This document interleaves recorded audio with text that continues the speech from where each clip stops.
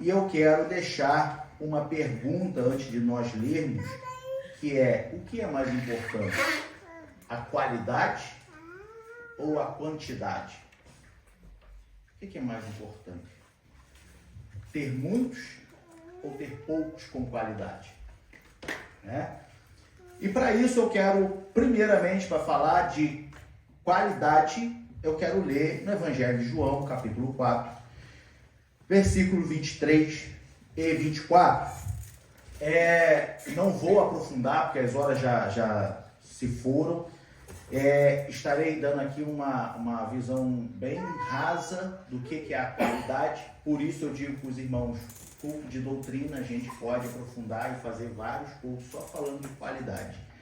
Mas aqui, rapidamente, falando de qualidade, está escrito: mas a hora vem, e é agora, e agora é, em que os verdadeiros adoradores adorarão o Pai em espírito, primeira qualidade, e em verdade, segunda qualidade. Porque o Pai procura a tais, ou seja, a essas pessoas que assim o adoram. Deus é espírito, e veja que o espírito está com E maiúsculo. E importa que os que o adorem em espírito e em verdade. Amém? Bom, meus amados, passagem, contexto, os irmãos podem depois ler em casa, capítulo 4 de João. Nessa passagem está falando da mulher samaritana, o encontro que Jesus Cristo teve com a mulher samaritana lá no tanque. E Jesus começou a conversar com essa mulher samaritana. E nós sabemos que os judeus e os samaritanos, eles não se davam muito bem, havia ali uma separação. Não quero entrar muito por esse ponto para a gente poder focar na qualidade.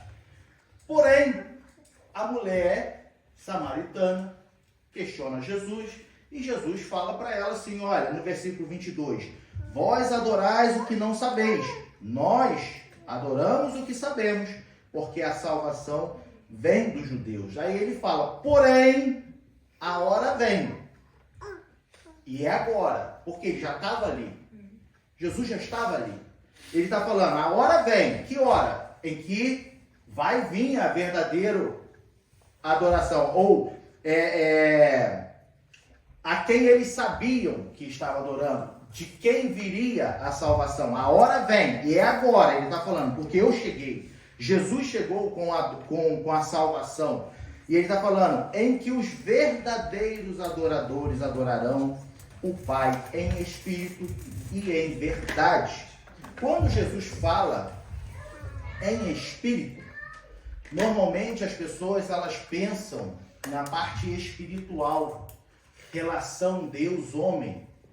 Mas quando Jesus está falando de espírito aqui, que é adorar em espírito, ele está falando no sentido bem literal de que eu, com o meu espírito de homem, eu devo adorar. O que isso quer dizer, irmão? Vamos lá.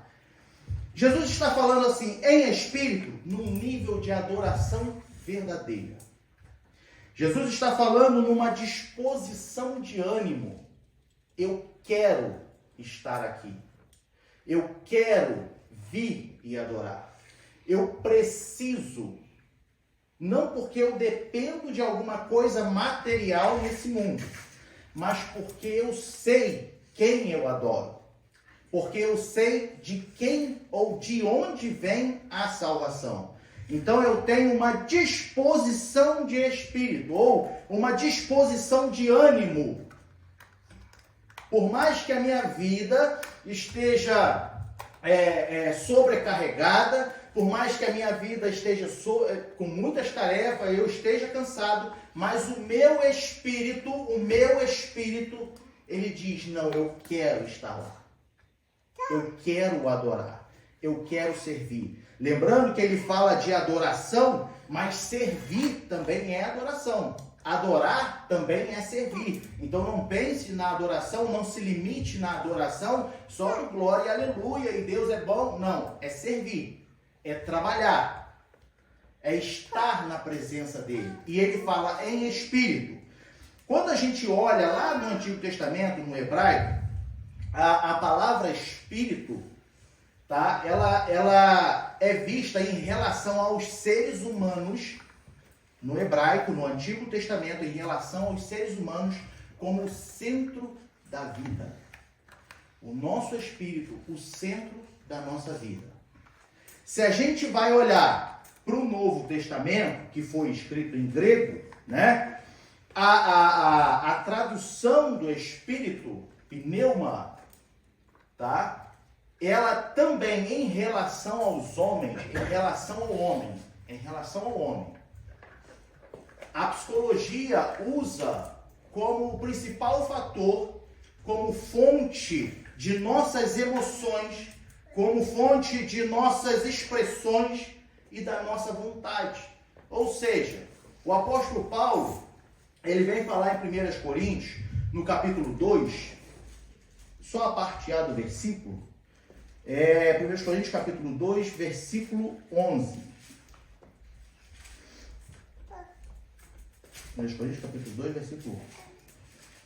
Uma prova de que o espírito do homem, ele sabe as suas emoções. O teu espírito, ninguém mais abaixo de Deus, ninguém melhor do que o teu próprio espírito para saber as suas emoções, as suas tristezas, as suas expressões, a sua necessidade. Sabe quando você deita a cabeça no travesseiro e você está feliz o dia inteiro, mas o travesseiro ali é o teu maior, a maior testemunha do que realmente acontece na tua vida.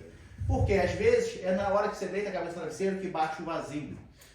É na hora que você bota a cabeça no travesseiro que você chora, porque você na verdade não está tão feliz. Às vezes, quando você bota a cabeça no travesseiro, você está resplandecente de alegria. E aí você dorme alegre, porque o teu espírito conhece as tuas expressões, a tua emoção, a tua sensação. E o apóstolo Paulo, ele fala disso em relação ao espírito. No capítulo 2, versículo 11, ele começa falando assim, só a parte A do versículo assim, porque qual dos homens sabe as coisas do homem? Que eu não sei as tuas coisas. É o que o apóstolo Paulo está falando aqui assim, ó. Qual dos homens? Qual homem que sabe as coisas do homem? Aí ele bota aqui, ó. Senão o espírito do homem que nele está. Eu sou incapaz de saber o que você sente mais do que o teu próprio espírito. O teu espírito sabe, abaixo de Deus, melhor do que ninguém, por mais que você abra o seu coração para mim, ninguém melhor do que o seu próprio espírito para saber as suas emoções. E aí o apóstolo Paulo completa, assim também ninguém sabe as coisas de Deus, senão o Espírito de Deus. Então, quando Jesus Cristo está falando de adorar em espírito, ele está falando de nós mesmos, querermos, sabermos por que eu estou aqui. Isso começa o princípio da qualidade. Sabe um exemplo? Eu estou aqui lembrando de que o Espírito sabe as suas emoções. Nós podemos ver no Salmo 143, quando Davi está angustiado. E olha como é que ele fala. Versículo 4, eu acho, 143, 4, que eu separei aqui. Versículo 4 e o versículo 7, ele diz assim, olha, isso é Davi falando, angustiado, tá? Pelo que o meu espírito se angustia em mim e o meu coração em mim está desolado. Aí o versículo 7 ele fala, ouve-me depressa, ó Senhor, o meu espírito desfalece. A angústia de Davi. Isso mostra o quanto o nosso espírito, o meu espírito, mais uma vez eu friso isso, abaixo de Deus, ninguém melhor do que o meu próprio espírito, para saber realmente o que eu estou sentindo, para saber o que realmente eu estou passando. Então, Davi aqui, nós temos como exemplo que o espírito dele estava abalado, e por isso ele teve medo, e por isso ele quis se esconder, e por isso ele fugiu, e por isso ele já não aguentava mais as perseguições. Porque o seu espírito estava lá. E aí a gente olha para Jesus falando assim, eu quero que me adorem em espírito. Ou seja, olhando agora para nós, Jesus está falando assim, olha, o teu espírito, a tua vontade como homem tem que ter essa vontade de querer estar na minha presença. Você como homem, você por si só, Deus não te deu o livre-arbítrio, Deus não te deu a vontade, a opção para você escolher querer ou não. Deus respeita isso em você. E uma prova dele respeitar, ele fala assim, eu quero que me adore em espírito. Eu quero que você realmente venha com sinceridade. Como eu disse, com disposição de ânimo. Não, eu quero estar aqui. Eu preciso estar aqui. Mas não porque eu preciso estar aqui, porque eu preciso de algo material na minha vida. Mas porque eu sei que a minha salvação vem dele. Eu preciso estar aqui. Porque eu sei que ele preenche o vazio no meu coração.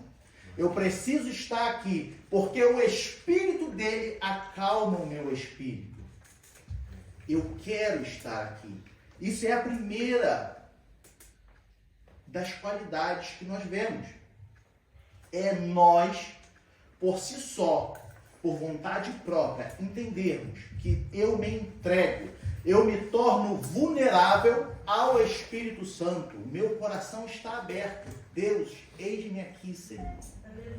Eu me entrego a Ti, porque eu sei que a minha salvação vem de Ti. Eu sei que eu preciso de Ti. Eu sei que longe de Ti, fora de Deus, não há vida. Fora de Deus não há vida. Fora de Deus há uma falsa alegria. Fora de Deus há uma falsa vida. Então o meu espírito se entrega. Ou seja, eu entrego o meu espírito na presença de Deus. Eu me torno 100% vulnerável a Ele. A ser guiado pelo Espírito Santo. Eu chego para o Espírito Santo e eu falo, Espírito Santo, meu amigo, consolador, eis aqui a minha vida. Guia-me, ensina-me, instrui-me, me exorta. Porque hoje é o que nós temos. É o que Ele deixou para nós. O seu Espírito. Pulando, como eu disse, eu vou ser bem breve. Vou ser bem raso, né? Ele fala de verdade. Nós já aprendemos aqui que a verdade é uma das características de Deus. Deus é a verdade. E ele diz, eu quero que vocês se entreguem em espírito, ou seja, com a disposição de ânimo, com o que vocês realmente querem estar aqui, porque vocês sabem quem eu sou, vocês sabem para onde eu posso levar vocês, mas tem que ser em verdade. Ou seja, se Ele é a verdade, Ele é a verdade. Tá? Eu tenho que o adorar de acordo com a palavra dele, de acordo com o que ele ensina. Eu tenho que adorar verdadeiramente. Por que eu estou dizendo isso? Isso faz parte da minha qualidade, porque uma vez que eu me entrego a Jesus Cristo em espírito, eu começo a meditar na sua palavra e a sua palavra me ensina. Então, não é porque Jesus Cristo está mandando a gente se entregar que a gente vai o adorar de qualquer maneira. Tem que ser em verdade. Que verdade é essa? Em conformidade com a sua palavra. A verdadeira adoração. Então, como a gente costuma ver na escola dominical sendo ensinado. Não adianta eu querer viver uma vida de qualquer maneira, ou querer chegar na presença de Deus de qualquer maneira, e fazer o que eu acho que é bem, isso aqui que é o melhor. Não. Viver a verdade. Adorar de acordo com a verdade. A verdade na submissão da sua palavra. A verdade também na sinceridade do seu coração. É realmente o que você quer fazer? O que você quer de Deus? Essa é a segunda verdade. Quando eu olho para Deus, o que eu quero de Deus realmente? Eu quero só que Ele abençoe o meu trabalho? Eu quero só que Ele abençoe a minha vida? Ou eu quero que Ele seja o meu Senhor? Ou eu quero que Ele seja o meu Salvador? Eu acho que foi hoje pela manhã que a gente ouviu falar. Ele sonda os nossos corações. E sondar, meus irmãos, é virar ao avesso.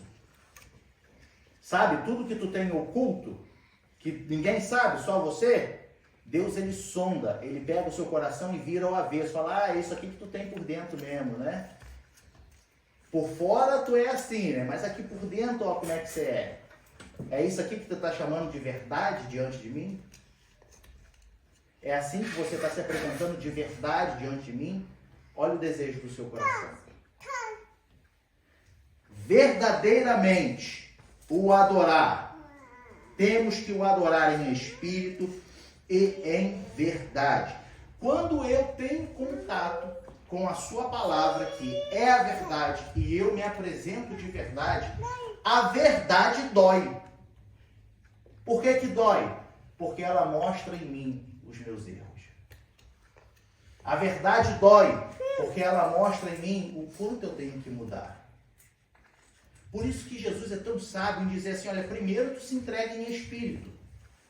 Ele está falando em outras palavras assim, olha, primeiro tu fala assim, não, eu estou disposto a apanhar para melhorar. Eu estou disposto a ser exortado para mudar de vida. Por isso tem que ser em espírito primeiro. Porque quando você tem contato com a verdade vai expor todo o seu lado obscuro. A verdade vai expor tudo aquilo que você esconde de todo mundo. E aí você tem que abrir mão. E aí você tem que o adorar em espírito e em verdade. Por isso é difícil. Por isso ele fala assim, olha, em que os verdadeiros adoradores. Porque para você atender somente duas qualidades como essa, é difícil. Você vencer o teu ego, você vencer o teu orgulho, você negar a si mesmo. É difícil. Por isso Jesus fala, os verdadeiros adoradores. Jesus ele está nos chamando aqui a atenção para a nossa qualidade. Quando nós começamos a entender isso, nós então temos o princípio da qualidade em nossas vidas. O princípio, porque como eu disse, tem muito mais profundo do que só esses dois que a gente está falando hoje. Quando a gente fala de quantidade, isso foi qualidade. Os irmãos entenderam. O princípio da qualidade na minha vida é estar disponível espiritualmente, querer com a disposição de ânimo e verdadeiramente. Agora a qualidade, agora a quantidade. O tema não era qualidade ou quantidade? Vamos para a quantidade agora. Só que guardem esse qualidade que os irmãos vão ver a importância. Quantidade, 1 Timóteo, capítulo 2.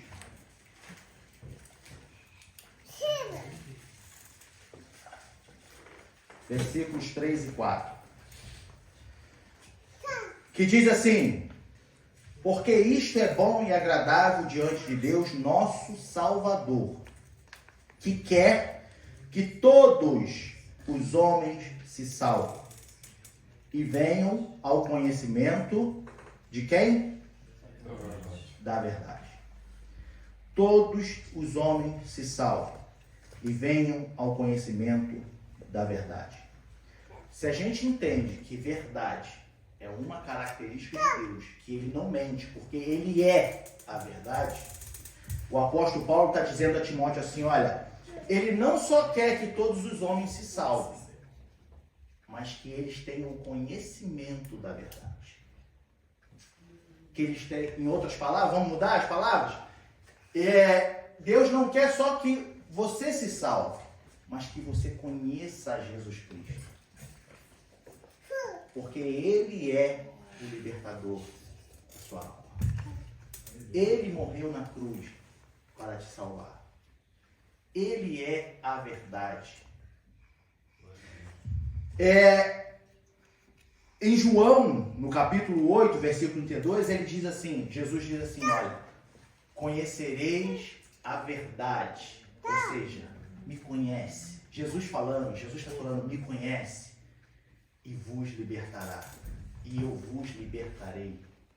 Ele é a verdade. No capítulo 14, na frente, ele diz assim, olha, eu sou o caminho, a verdade e a vida.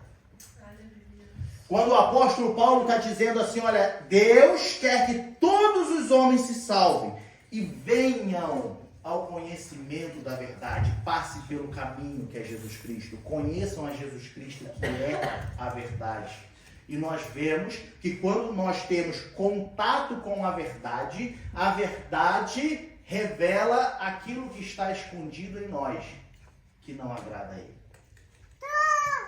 Por que Deus botou as leis? Para que os homens tivessem um parâmetro do que é certo, do que é errado. Os homens olham para a lei e falam, isso aqui está errado, eu não posso fazer. Você tendo contato, quando nós temos contato com a verdade, eu olho para a verdade e eu falo, eu estou errado. Quando eu olho para a verdade, eu reconheço o meu lado pecador. Quando eu olho para a verdade, tem o arrependimento. Quando eu olho para a verdade, eu quero transformação na minha vida. Então o apóstolo Paulo, ele está falando assim, olha, todos os homens. Veja bem, Jesus, lá em Marcos capítulo 16, Jesus fala assim, ó, ide, pregai o evangelho a toda a criatura. A toda a criatura. Depois a gente vê o apóstolo Paulo falando de novo em 1 Coríntios, no capítulo 9, versículo 16, que ele fala assim, ó, me é imposta esta obrigação. Que obrigação que ele está falando? De evangelizar. Me é imposta, ó, se anuncio o evangelho, não tenho de que me gloriar, pois me imposta essa obrigação. Quem impôs essa obrigação? Ide pregar o evangelho a toda criatura. É a nossa obrigação anunciar o evangelho. Quando eu olho para a quantidade, tá? Quando eu olho para a quantidade, eu não posso deixar a quantidade influenciar na minha qualidade. Entenda isso, para a gente concluir. Quando eu olho para a quantidade, vamos falar de quantidade em dois termos. Eu posso falar da quantidade olhando para a igreja, e eu posso falar da quantidade eu me autoavaliando, como o apóstolo Paulo também fala em Coríntios. Examine-se o homem a si mesmo. Quando eu olho para a minha qualidade e não vejo nenhuma quantidade em mim, sinal que a minha qualidade está errada. Está faltando ainda algo a ser ajustado. Por mais que a qualidade seja muito mais importante do que a quantidade, porém a qualidade gera quantidade. Uma árvore boa, de qualidade, ela não gera frutos? Quando a árvore é boa, de qualidade, ela dá frutos. Como que eu posso dizer que tenho qualidade, mas quando eu olho para mim e falo assim, que fruto que eu gerei até hoje? Cadê as quantidades? Então, algo em espírito e em verdade, em mim, está faltando. Alguma parte nessas duas qualidades que nós estamos falando hoje, em mim, está faltando. Quando eu olho para mim, quando eu olho para a minha caminhada, quando eu olho para o meu ministério e falo assim, cadê a quantidade? E não tem quantidade. Eu não estou dizendo aqui que você precisa ser igual Pedro, como foi lido na leitura introdutória. Você vai evangelizar e logo 3.000 almas se convertem. Não estou dizendo isso. Sabe por quê, meus irmãos? Quantidade ele expressa um grande grupo de números, um grande valor. Quando a gente fala de quantidade, teoricamente é mais do que um, né? Só que eu tenho uma boa notícia para te dar. Porque para Jesus, um já é quantidade. Um já é quantidade. Bota lá, Evangelho de Lucas, capítulo 15, versículo 7. Olha o que ele diz. Lucas, capítulo 15, versículo 7. Digo-vos que assim haverá alegria no céu por um pecador que se arrepende, mais do que por 99 justos que não necessitam de arrependimento. Quando um se arrepende, há alegria no céu, há festa no céu. Sabe, eu não preciso me preocupar de ser um Pedro no meu ministério, você não precisa se preocupar de ser um Pedro na sua caminhada, de ter que passar com a sua sombra e os enfermos serem curados, de ter que pregar e quase 3.000 almas se converterem. Mas uma para Deus já é quantidade. Se você conseguir ganhar uma alma para Jesus, há festa no céu. Se você conseguir gerar um fruto, há festa no céu. Eu não preciso trazer aqui para dentro da igreja 10 pessoas comigo. Se cada um de nós ganharmos uma pessoa para Jesus, hoje nós somos aqui 20 e pouco, vamos botar 20. Se cada um de nós ganhar uma pessoa para Jesus, amanhã seremos 40. Se depois de amanhã cada um ganhar uma pessoa para Jesus, já seremos 80. E assim vai multiplicando. Sabe só qual é o ponto-chave? É o que o apóstolo Paulo fala. É como Pedro, como os que se converteram na pregação de Pedro, foi lido aqui na leitura introdutória. O grande ponto-chave é que não é só trazer números. Não é só trazer números. É que eles cheguem ao conhecimento da verdade. Na pregação de Pedro, a Bíblia diz em Atos o quê? No 2:42. E perseveravam na doutrina dos apóstolos. Não é só para eu passar na rua, vamos para a igreja, todo mundo. Ou nem precisa vir aqui para a igreja. Você está evangelizando alguém que é difícil até de vir para a igreja. Por que eu digo trazer para a igreja? Porque é o local onde você está. Se eu estou num local onde eu estou crescendo espiritualmente, eu quero compartilhá-lo com alguém que ainda não cresceu. Então é natural que eu o chame para a minha igreja. É natural e não é errado isso. Só que o ponto que nós estamos aqui expondo é que não adianta só eu trazê-lo e ele toca a vida dele. Mas ele tem que chegar ao conhecimento da verdade. Ele tem que perseverar na doutrina. E eu vou ser a chave para isso. E a igreja será a chave para isso.